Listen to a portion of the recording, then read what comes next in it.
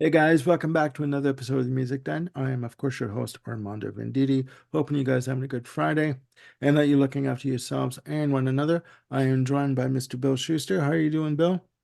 Hello, Armando. Doing quite well today. How about yourself? Oh, I'm doing all right. It's Friday, right? It's like end of the day. End of the work week. Time for some fun, you know? Um, Ladies and gentlemen, we are continuing with our top five albums of the 80s. On the last episode, we stopped at 1982. We are going to continue with 1983. We're going to see how many of these we can knock out. We got 1983 to 1989 to go through. So you know what? We're probably going to go for the duration. Who knows? I'm having fun, right? And I hope Bill is too. So yeah, we've each picked our top five albums of 1983, and as customary, our two honorable mentions. So, being brought up proper by my mama, I will hand over the virtual mic over to Mr. Bill Schuster, and he'll start off with his number five. Thank you, sir. Let's see here. All right, a quick intro. This year is actually pretty special to my musical development. I kind of started getting into music on my own, away from my parents in 81, 82 ish, but 83 was really the year that I started heavily listening to the radio nonstop, playing albums on my own from my parents' collection and building my own collection. This was the first year after little hints in 82 that I really started hitting the record stores, buying records and cassettes. Hmm. Hmm. And I was every week listening to Casey Kasem and his top 40 countdown here in the States. And I would make a list every week, 1 through 40. I would do the countdown. I still have them somewhere for probably 2 years worth. And Really? That's I, cool. I would put little up or down arrows depending on which way they went each week. And if I liked a song that was going up, I'd put a smiley face next to it and all this nerdy crap like that. It was a lot of fun. I loved it. I turned 15 in 83, so good age to really be digging into a lot of music. So, all right, I got kind of a theme with my top four, as we'll see as we go along, but this first one doesn't fit the theme at all. This first one is very much a 1983 album. I originally had it on cassette. There are three hits off this album. The first one was a cover of a Burt Bacharach song, Always Something There to Remind Me. The next Okay. one was Promises, Promises. And the third smaller hit was When the Lights Go Out. Oh, It's a bloody. two-man band, Pete Byrne on vocals and Rob Fisher on keyboards. It's Naked Eyes. And I always really dug the cover too. It's simple but effective. And they have the pale backside too, which is kind of cool. Uh, Oh my God, that brings back bloody memories. Oh. yeah, this is not going to win any sort of critic polls or anything like that, but this album is near and dear to my heart. It's a lot of fun. It's a perfect example of basically synth pop in 1983. It was super commercial, super catchy. It's loaded with hooks. It's the thing that got me. I got this vinyl copy here about a year or so ago. Mhm. Prior to that, I had originally had it on cassette and there were no real credits inside. I always thought that it was Rob Fisher making every musical noise on the album with his keyboards. Turns out that's not true. There's a number of other musicians on here, including a drummer, horn, sax, flute, bass guitar, Simmons drums, Lynn programming. I mean, Mhm. so Rob's not quite the keyboard master that I thought he was for all those years, but he still does an excellent job, and it sounds really cool. If you're looking to take a trip back in time to 1983, this will get you there. Yeah, I remember that when it came out, always something there to remind me and promises, promises, and oh Yeah. my God. I actually saw that album in I've mentioned that's this store before, Sound Connection here in Edmonton, on vinyl, and I never did buy it. It was going for like 4.95. I never Oh, did wow, get it's well worth it. but didn't Rob Fisher go on to form Climby Fisher in the late 80s Yes, he with did. Love Changes Everything and You oh are correct. my God. Okay, yeah. Okay. And unfortunately, he's no longer with us. I don't recall when he died exactly, but Jeez, it's been a while. that's unfortunate. And big surprise, guys. I like pop music. Hey, Um, there's a lot of great pop music out there. oh yeah. Oh yeah. No, no, no. Oh my God, does that bring me back? Oh my God. And always something there to remind me. We had there were all these musical video games that were big in the early to mid 2000s, and so a lot of karaoke type games. Oh One of yeah. them, Sing Star, and Yeah. I would always get a near perfect score on always something there to remind me. I didn't need to read the lyrics or anything because I had heard that song and sung along with it so many times, and I Yeah. still love singing that song. It's just Oh yeah. Oh yeah. Oh yeah. No, I'm a telling you, wonderful nothing cover of it. wrong. There's nothing wrong with the melodic pop hook, right? No, I mean, it's it's a fantastic one. Um, my number five, ladies and gentlemen, is Marillion with Script for a Jester's Tear. I just started collecting about a year ago, all the Marillion reissue like box sets, um, of the catalog, and I pulled this one out, and I'm like, oh, I remember that. Like I honestly forgot I had this in my collection, for some bloody reason, and I put it on, I listened to it. Who says that progressive rock died in the 70s? Like, I mean, tracks like, the title track, He Knows You Know, The Web, Garden Party, um, Chelsea Monday. When I hear Fish's vocals, I hear Peter Gabriel. I'm sorry. It, there was intent. it's there. It's there. The connection is there. The sound, they sound alike. I'm sorry. The playing is immaculate. The arrangements are intricate and complex. The guitar work on this album is bloody sublime. I mean, just amazing. So, and again, I'm still just slowly getting into Marillion. I know, I'm late to the party for this, but you know what? Fantastic Late to band. the garden party. There you go. There you go. Couldn't resist. Sorry. No, I know. I know. No, no, no. No problem. No, it's fair game. Uh, again, simply fantastic. You know. Uh, yeah.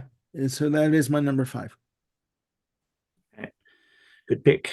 That's you almost played right into my hands here with that. Now just for the record, spoiler alert for those who are going to take the long haul with us as we hopefully continue into other decades. You may find out later that I'm a bigger fan of the later version of Marillion with Steve Hogarth in front rather than Fish. Hmm. Hmm. I like both, but I like the later era better. Yeah. Yeah. No, that's fine. But yeah, that's a good choice though. And you mentioned those progressive rock bands of the 70s. Well, here's one now.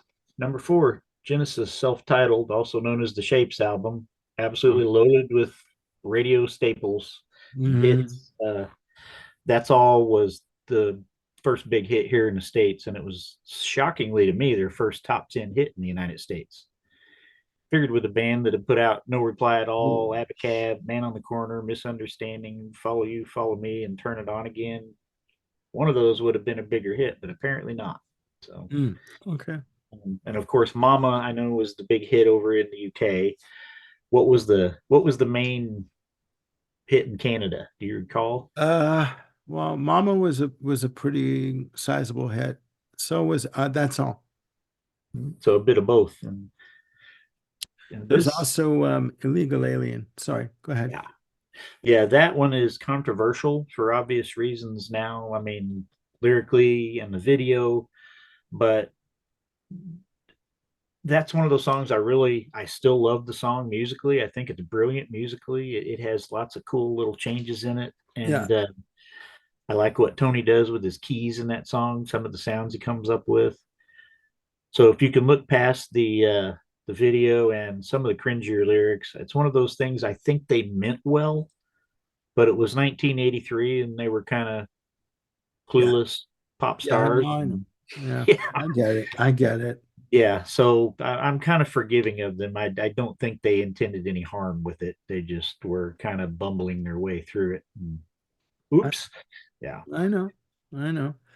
But really, that's there's yeah, the whole album's good. I really like. It's going to get better as kind of a subtle closer, but I always really dug that song. I didn't even realize that wasn't actually a bass. I thought it was Mike Rutherford playing bass in there in that song, but apparently that's electronic. So my mistake. But yeah, this whole album's cool. It's not at all the Genesis of the '70s. Hmm. That's fine. That's a good thing. That's one of the reasons I like Genesis because they evolved and there's different eras to cover different musical moods. I Yeah, love artists that are able to do that. If I want Supper's Ready, which we spoke of right before we started recording, yeah, I can go back and put on Foxtrot, and that's great. But if I want a good 1983 arty pop album, hey, this baby right here fits it. It's great stuff. yeah, yeah. Genesis in their catalog have something for everybody, Yeah, and I know for a fact that that album has gotten flack from the diehard progressive rock base. Um, but you know what? I mean, I've always maintained that even throughout their albums in the 80s, they still did their lengthier um compositions like Home by the Sea, Second Home by the Sea, yeah. Invisible Touch with The Last Domino in the Glow of the Night, da, da, da. But actually, I do like Home by the Sea, Second Home by the Sea. I do like that those two as because the end upside one. I have that as well, by the way. Um, so no, it's a good choice. It's a good choice. My number four is Police. The Police with Synchronicity. You could not get away from this album in 1983. Okay. Every breath you take, King of Pain, the title track, Tea in the Sahara. You know, what else to say about it? It's a fantastic album. A little new wavy, little pop, a lot of pop, but a little bit of new wave. It's sad that this album would be their last one. You know, Synchronicity 2, the track that ends upside one. The video for that was all over Canadian TV at the time in '83. And when I hear it, it just brings me back to that time in 1983. Um, it's um, it's just a fantastic album. Is it my favorite? No, but it does sort of encapsulate a certain time for me of that year. So that's my number four. Yeah, Synchronicity 2 is definitely my favorite of the singles. Every breath you take hit number one here, King of Pain and Wrapped Around Your Finger. I'm pretty sure we're both top tens. Yeah, But Synchronicity 2, it's it's just such a weird, cool song musically and lyrically. I like that the simultaneous stories going on in the lyrics of that song are just really creepy and cool. This, dad going about his everyday work day, and little does he know the creeping menace that's coming out of that lock. That yeah, it's just really cool, and it doesn't completely give the story away or explain it. It just gives enough yeah, detail to let your mind wander and use your yeah, imagination. So it's yeah, very and, cool.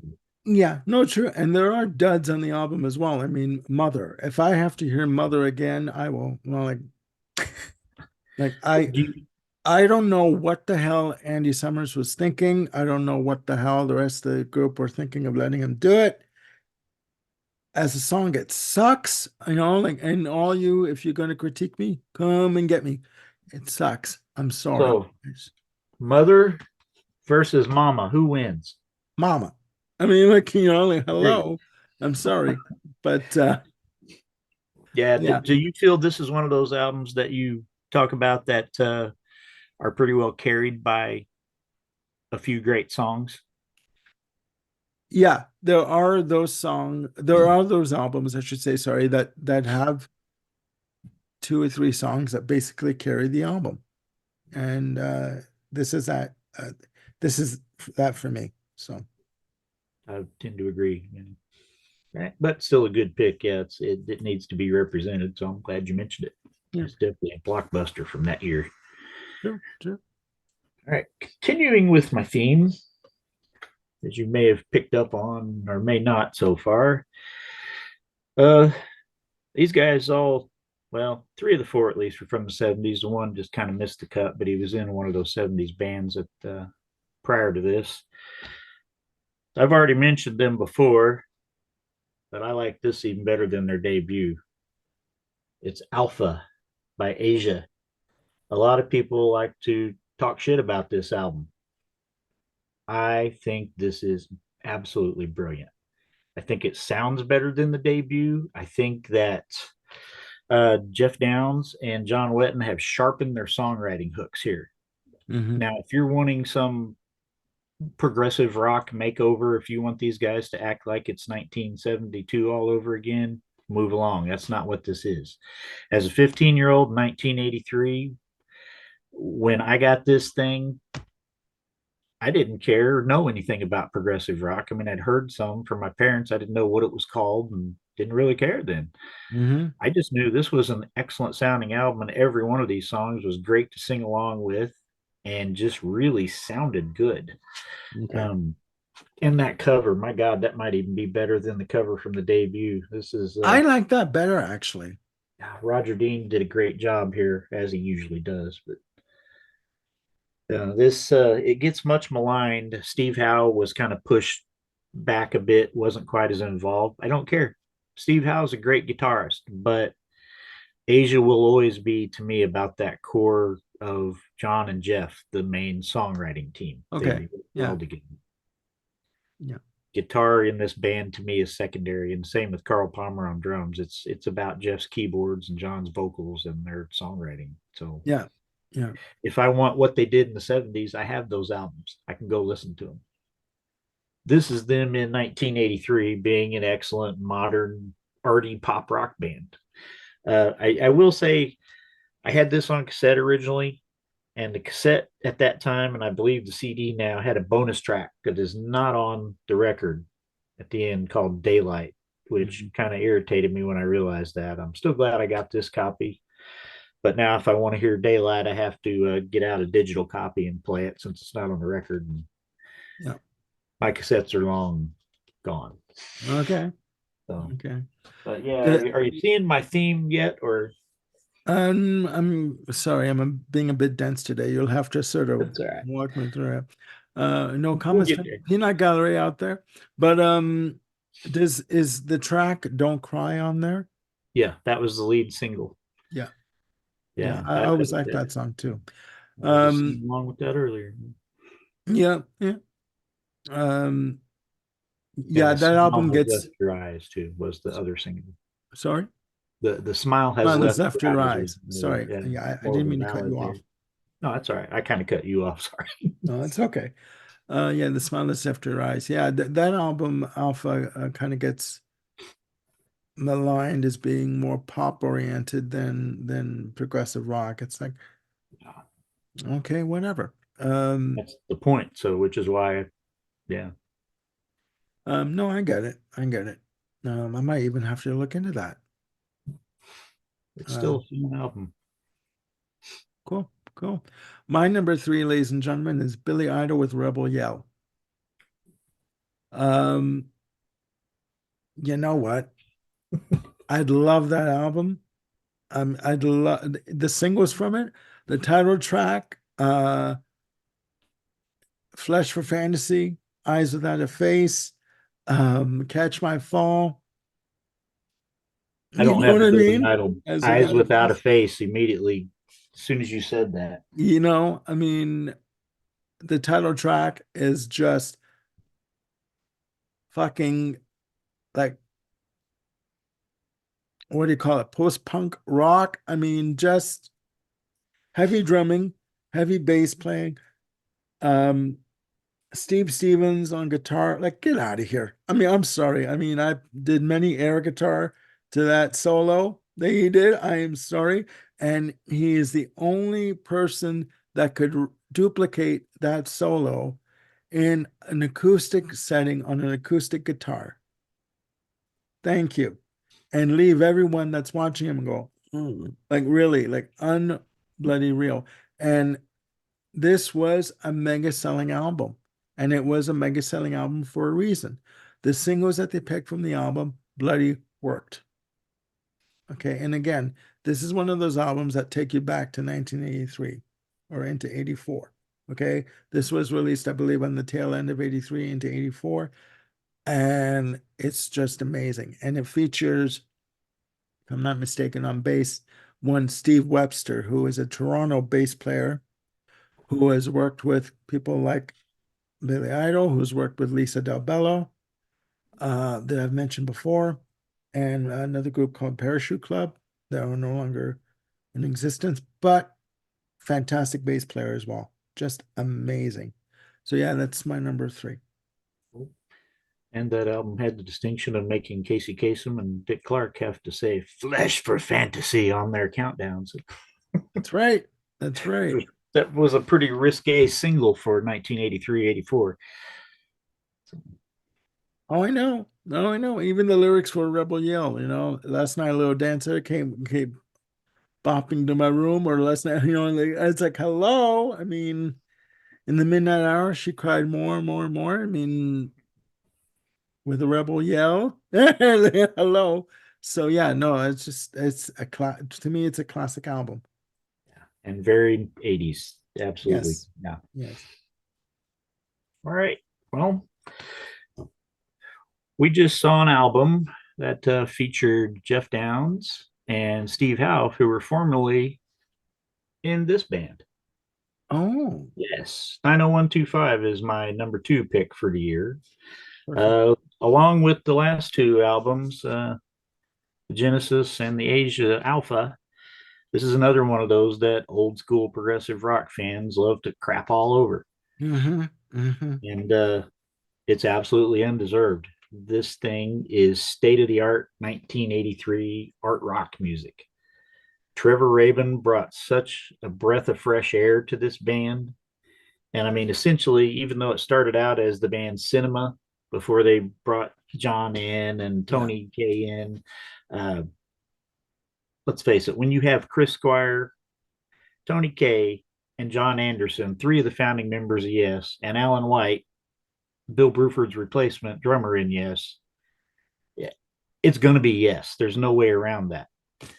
So this is very much a Yes album for Mm-hmm. those who don't quite want to put it in with the classics. To me, this just continues a straight line from their drama album and everything that came before it. Um, yeah, Owner of a Lonely Heart, Trevor more or less delivered the song as is, and they tarted it up, I guess, but it was really kind of fully formed. So Yeah. that's very much a Trevor song. So it's kind of funny that that's their only number one hit. But it was a well deserved hit and quite surprising. I mean, people talk about it being a sellout song. How the hell is this a sellout song? I remember in 1983 when this came out, I was like, what kind of weird thing is this? Yeah. It's one of those songs that didn't sound like a hit to me because it didn't sound like anything else on the radio. Yeah. And when they put out Leave It, my God, that was even more bizarre. They Yeah. were, doing kind of gentle giant-ish harmony type stuff and bouncing their voices off each other. It was great. Yeah. They, if I recall correctly, they actually won the Grammy for Cinema, the instrumental that comes before Leave It on side two. Mm-hmm. They did Uh, actually. Yeah. Yeah. and of course, Hold On and It Can Happen were both hits. Well, at least It Can Happen was. I know Hold On got a lot of radio play, and Changes, that song was forever a classic rock radio staple. It's a hard rocking song, but I think one of the most Yes songs on here is the closer, Hearts. Okay. One of the most classic Yes sounding. And our song, I think I would, in a lot of ways, put in that category as well. Is really there are no bad cuts on this album. This to me is not a hits plus filler album. I really like every song, Yeah. whether they fit the classic Yes mold or there's something looking into the future. And they're very modern. So yeah, Trevor Rabin, I'm glad he came into, even if it was unintentional, the Yes camp because it was just what they needed. So yeah, still love this thing after all these years. Hmm. Good choice. Good Are you choice. seeing my theme yet? I need more coffee. Okay. No, really, I'm not like it. You'll have to spell it out. I'm being, it's like, okay. Um, I'll spell it out before I state my number one. okay.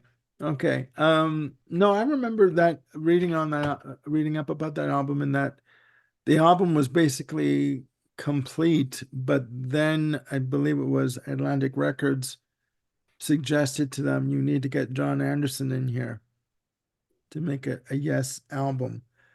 And they're like, okay, all right. And it did work. Um, but yeah, no, that album for some Yes fans, like the Die Hard, Close to the Edge, and Yeah, Tales of Topographic Oceans is like, oh, ugh, ugh. That's like, the Antichrist kind of a thing, right? So, but I get it. like Genesis and the guys in Asia. I mean, those old albums are still there. I love those old albums too, but people change, times change, music changes, bands change. Exactly. Exactly. You know, Exactly. No, it's true. It's true. My number two, ladies and gentlemen, is Robert Plant with The Principle of Moments. Um, good one. this just brings me back. I mean, songs like Other Arms, In the Mood, Big Log, Messing with the Meccan, Reckless Love, like it's just a classic album. And I mean, songs like In the Mood, the way it comes in very slowly, and then you hear like this, like the strums and the guitar, you know, Yeah. and just the whole feel of that one track. It brings you back to it brings you back to 1983. And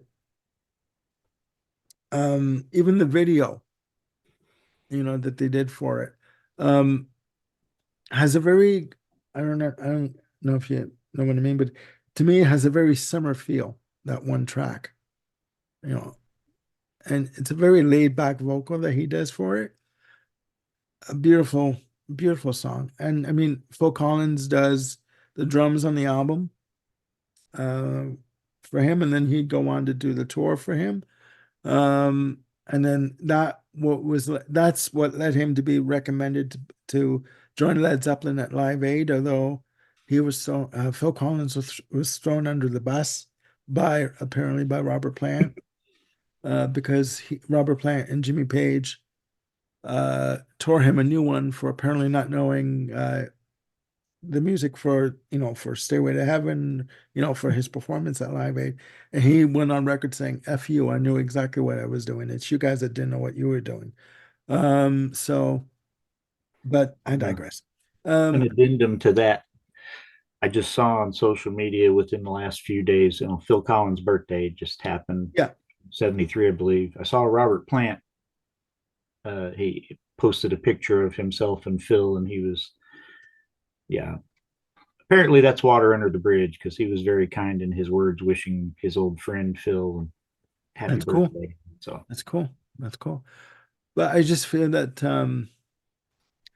there are certain albums that you see in people's collections that kind of stay in your memory. And this cassette was in my brother-in-law's collection. I saw it quite a bit. So, and the video for In the Mood and Big Log was played quite a bit on Much Music at the time and other Canadian video shows at the music video shows. So, fantastic album. It's good. There you go. There you go. I do. It was right back there, so I had to Very grab it. 80s kind of album cover, Oh yeah, even with the lettering, the typeset, right, on it. Just, yeah. yeah, and the pastel. images here that Yeah, just yeah. It was Miami Vice before there was Miami Vice, you know? exactly. Yeah. The big log, the title of that song, I always wondered what the hell he was thinking with that because I think of something floating in a toilet bowl every time I hear the title, and it's such a I great know, I song. know. And but even okay, even the drums, like just quickly, the arrangement of that track, even the guitar on it, it reminds me of a spaghetti western. Yeah, yeah. Oh, Robbie Blunt did a great job on that album with that Do you know stuff. what I mean? Like just like it's like, oh my God, you know. Oh, please. I'm gonna get nostalgic and I'm gonna get teary-eyed. It does, it brings me back. It really does bring me back. So, It's a killer album. yep, Zeppelin who, Robert said. there you go. There you go. All right, you're number one. All right.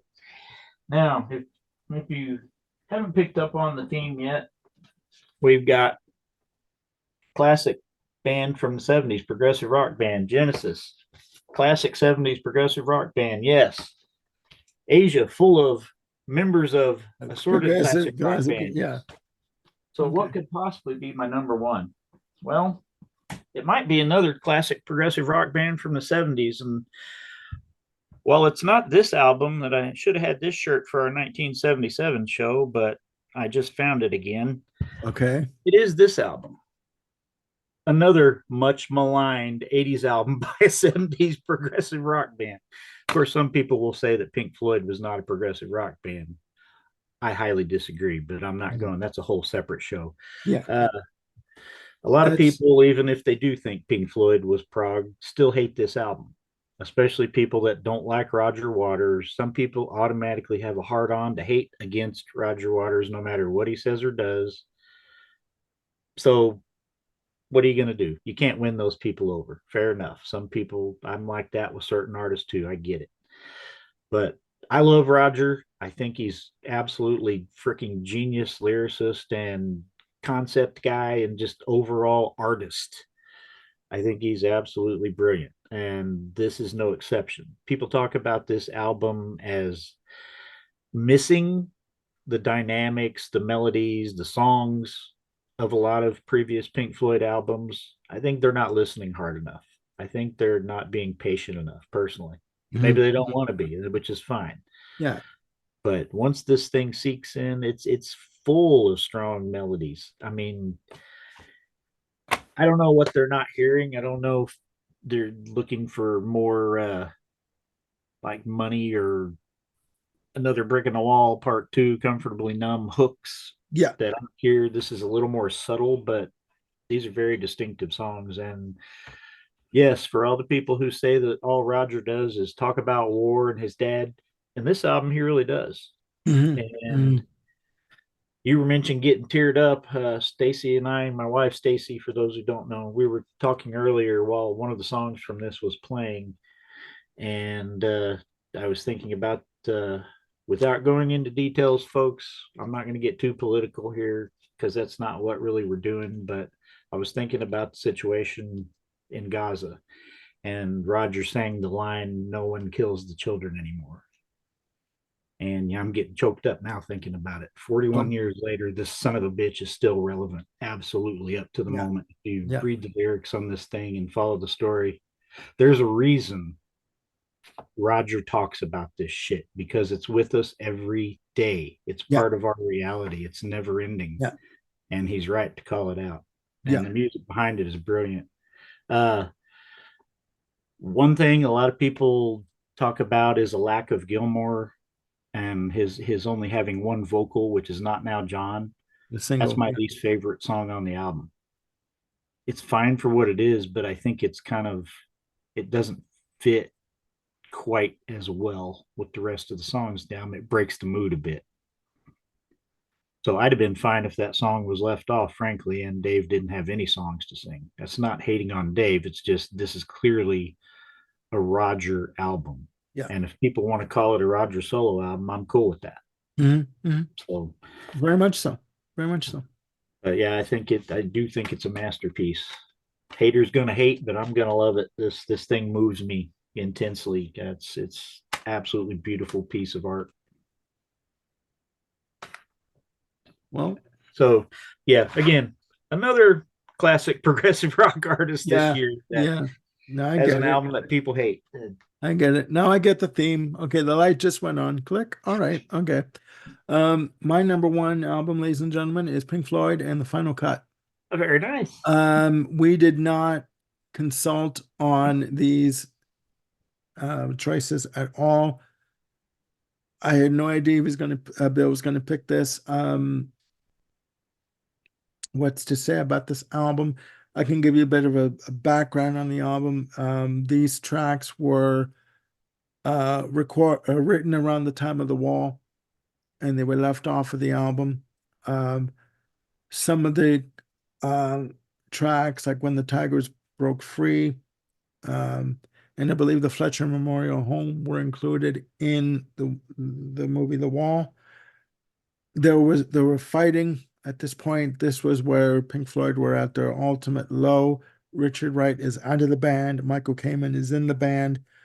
Um, it is a fantastic album. Not now, John, notwithstanding. The Fletcher Memorial Home is great. When the Tigers Broke Free, Rogers' sort of angst lyrics, uh, not lyrics, phrasing when he's singing this. The post-war dream, the gunner's dream, like it's a bloody fantastic album. There were fights between Waters and Gilmore. Gilmore saying, "Well, if these songs were not good enough for the wall, what makes them good enough now? Like, why can't we write some new stuff?" Rogers' hold over the band was concrete, was definite at this point. He was not letting up. Without him, according to him, there was no Pink Floyd. That is, and look at me when I say this, bullshit. But I'm not going to go there. It is a good album. It is a masterpiece on some levels. Um, it does again take me back to 1983. My brother-in-law, again, who's no longer with us, had this cassette. Um, they would not tour for this album because they were effectively done at this point, but it is a fantastic album. And oh, a little quick note. Waters' hold on the band was so tight that he walked into the studio one day and he saw Michael Kamen writing in a notebook. And he yelled at him, like, "What are you doing? Like, what are you writing? Are you stealing ideas from me? Like, what are you doing?" And he's like, "I'm just transcribing some notes, some musical notes." Because he was about to go in and record his parts for the tracks. And he showed Roger Waters what he was doing. "Oh, okay, carry on then." He says, "Well, like, I'm sorry, Roger, take the pickle out of your ass and breathe a little bit. Okay, like, let's have some fun here." That is my number one. You might say that Roger had paranoid eyes then. That too. That too. He was Here some all night, folks. Here catch all year, catch the 1983. 9 o'clock show. Stay for the veal. You I know, did want to make a quick, a little odd shout out to my mom and stepdad here. When I was first getting into this album in the 80s, my mom and stepdad actually got together around this time. And there's a lyric in The Gunner's Dream, the same song that had the No One Kills the Children Anymore, that, where he says, "Goodbye, Max, goodbye, Ma." Well, my stepdad's name is Max. oh my God. Okay.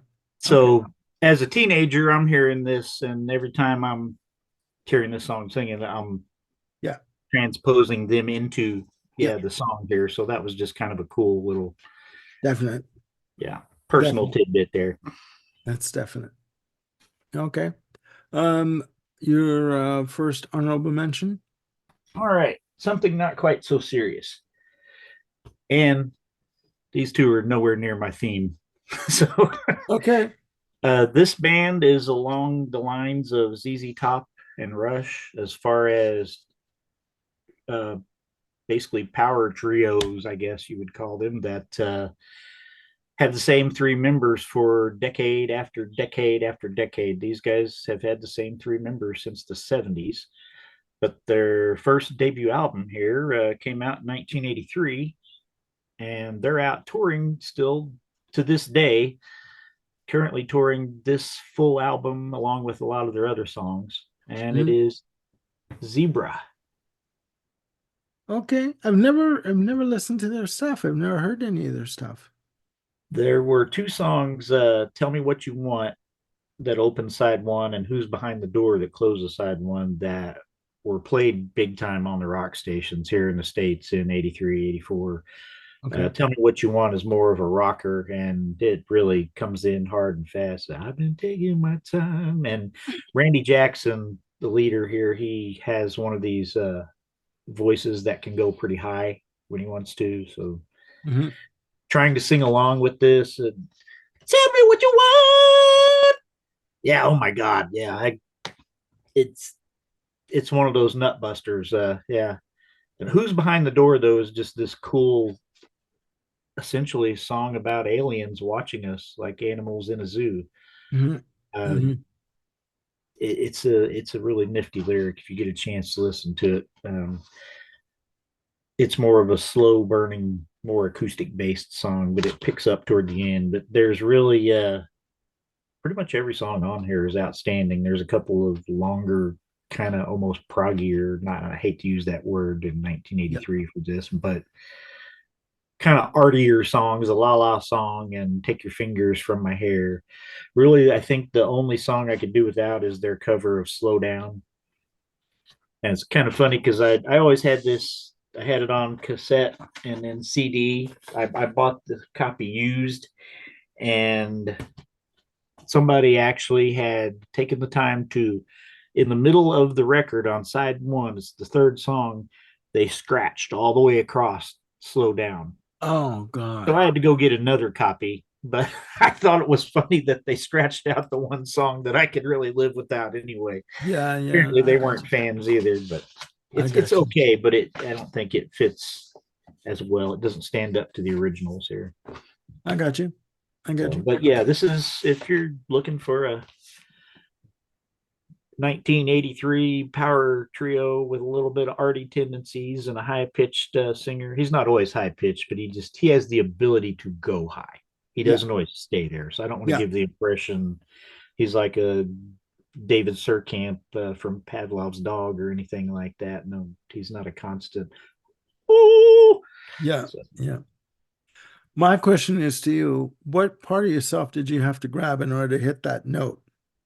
oh God, I didn't go Oh, near as high as I've had to for that before. I don't know if I could right now, and good to I, know. I don't Good to want know. to. You don't need to. It's okay. It's okay. It's People fine. watching this might have dogs in hearing range, and Yeah. I didn't want to make them bark and cry. There you go. There you go. My first honorable mention is John Cougar Mellencamp with Uh-huh. Aha. Um, aha. Um, John Cougar Mellencamp, Heartland rock, pop, whatever you want to call it. With songs like Crumbling Down, Pink Houses, uh, Authority Song, Play Guitar, like just good Americana rock, kind of, that sort of, down in the heartland, kind of in southern states, that kind of feel. Fantastic album. Fantastic album. This album was all over the radio in terms of the hits that were played. I've always loved Authority song over even over Crumbling Down. Pink Houses, the sentiment behind that one track, you know what I mean? Um, and I do believe Small Town was on that That album. was in the follow up. Oh, Scarecrow. Okay, Yep. okay. My apologies. I've always liked the album. I haven't listened to it in a while. Really should, but that is my first one. My first honorable mention. I just read his biography a few months ago. It was actually pretty interesting. I didn't realize just how intense that dude is. He He's can a be hard intense. taskmaster for his band, and he really tests them almost on like a James Brown level in some ways, which I was not aware of. But he's had a lot of great stuff over the years. He really continued on. I mean, he had Yeah. even radio play up deep into the '90s, and yeah, Oh pretty yeah. impressive. Yeah, Um, he does a fantastic version of a cover of Wild Night from the Van yeah, Halen cover with Michelle Nigdilio-Cello. Uh, yeah, yeah. And that was a Nigdilio-Cello. pretty substantial hit. I think it Yeah, was like a top five hit, if I'm not remembering that incorrectly. I think you're right. I think you're right.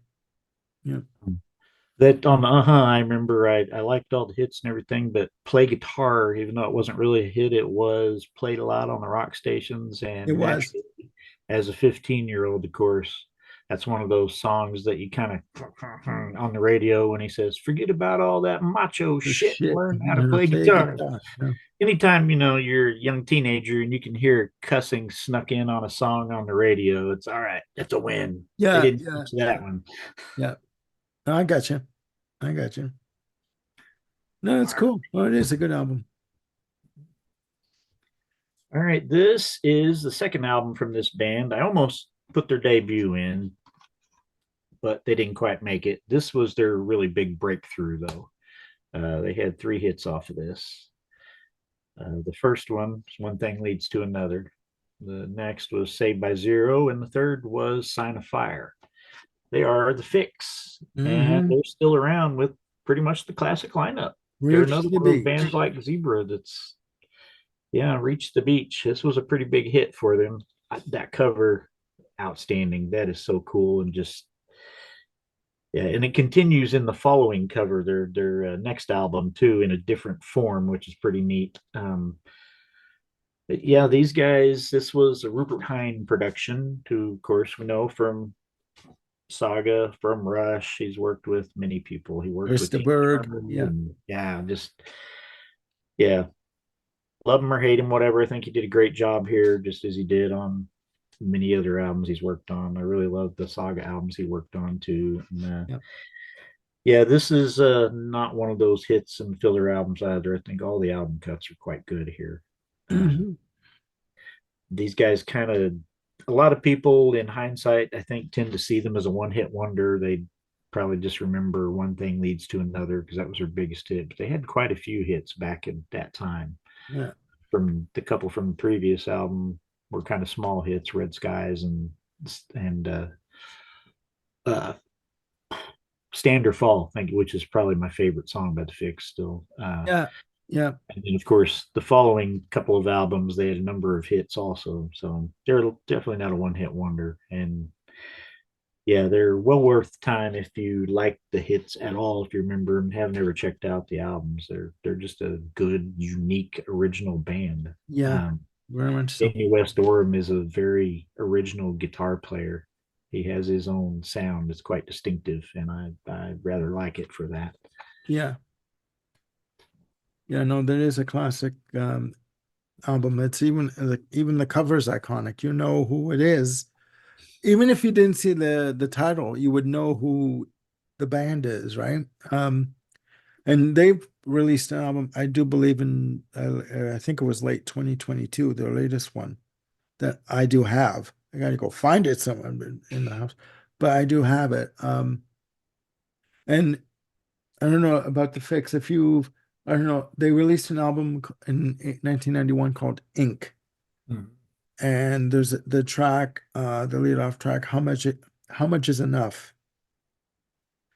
You really got to check that track out. That's really good. Um, my last honorable mention for 1983 is Lionel Richie with Can't Slow Down. Um, this was his, I mean, he released his debut solo album, self-titled in 1982. And I think he's going to go find it. This album came out, it was a monster hit. 8 tracks on the album, produced by James Anthony Carmichael. Um, and one track produced by David Foster, which I don't like. I hate David Foster. There we go. Um, That's a whole other show. 8 tracks. Five of the 8 tracks were singles. All Night Long, Penny Lover, um, Stuck on You, Running with the Night, Hello, Hello. There we go. I mean, it was a massive hit. Hello. There we go. There we go. It was a massive hit featuring Jeff Porcaro on drums on Running with the Night. He's in the pocket there, man. He's just providing, a bloody solid foundation for what's on top. You know what I mean? Just amazing. And I do believe I was going to say Picaro, Steve Lukather provides guitar. I'm not sure on Running with the Night. I'm not sure. But It wouldn't be surprising. if he did, I wouldn't be surprised at all. Just an amazing album. Um, to me, this is where Lionel Richie was at his peak, right? He could do no wrong at this point, but it kind of petered out after this. Yeah. Uh, slowly, but he came out with Dancing on the Ceiling in 1986, but there was no progression in terms of his musical compositions. Like there was nothing that was different from what was on Can't Slow Down. So just an amazing album. I don't have a copy of Can't Slow Down handy, but I do have a copy of the debut. Does that look like 1983 or not? Oh yeah. Oh yeah. And the one track on that album, You Are, is my favorite track on the Oh album. yeah, "You Are" is great. That's a wonderful little love song. And here, this is one of the things. I just got this not too long ago. But I mean, I had a copy of Thriller, the ubiquitous Michael Jackson mega juggernaut album back Yeah. then, Yeah. and of course, it had a centerpiece very much like this. Yep. Yep. Just there's no big cat there, but That's okay. still, The afro takes up more room for it. It's okay. It's like ain't no Jericho there. No, I got you. yeah, Oh, that's very 80s. Yeah. yeah, yeah. So there you have it, guys. Our top five picks for 1983, plus two honorable mentions. I can never say that phrase. Two honorable mentions. Forgive me. So everyone out there, please put down below, down in the comments, what your top five albums for 1983 are. Could be top five, could be top 10, could be top three, could be just one, or even an honorable mention. And let us again know what you think. I mean, we're trying to get a dialogue going with these episodes, and we're doing a pretty good job. People have been responding, they've been really receptive, and they seem to like what we're doing. So please, we'd like to keep this up. You may not Yeah, like every selection that we pick, but you know what? That is what is called opinions. They're not yeah. right, they're not wrong, just different. That's all it is. So for Mr. Bill Schuster, I am Armando Venditti, and we will see you soon with another video. Please look after yourselves and one another. Click like and subscribe, and click the notification bell to keep yourselves on top of any new content that I've got coming up. We will see you soon with 1984. The Bye. Year of Orwell. There you go. Bye for now.